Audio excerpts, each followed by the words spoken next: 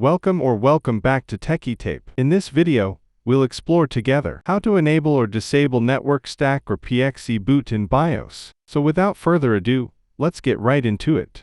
You can enable or disable the Network Stack, PXE Boot, in BIOS or UEFI by entering your system's firmware setup. Enter BIOS, UEFI setup, restart your computer. Press the BIOS, UEFI setup key during boot, commonly F2, delete, escape, or F10, depending on manufacturer. Locate Network Stack settings, navigate to Advanced, Boot, or System Configuration menus. Look for Network Stack, PXE Boot, or LAN boot options. Toggle the setting, Enable, allows PXE Boot, useful if you need to boot from a PXE server. Disable, prevents PXE Boot, recommended for most users to speed up boot and avoid accidental network boot attempts. Save and exit, press F10 or select Save and Exit. Your system will reboot with the new setting applied. Lastly, you can restart your computer, enter the boot menu, and select Network Boot,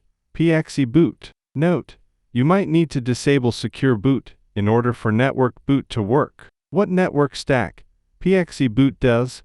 Network Stack provides the ability to boot a computer from a network server instead of a local drive. PXE, Preboot Execution Environment, used in environments for remote operating system installation, diskless workstations, or system recovery. Default for most users, disabled, since home users rarely need to boot from a network. And that's it for today. If you found this video helpful, please give it a thumbs up, consider subscribing, and don't forget to activate the notification bell so you won't miss out on any new uploads. Thank you for watching. I'll see you in the next one. Take care.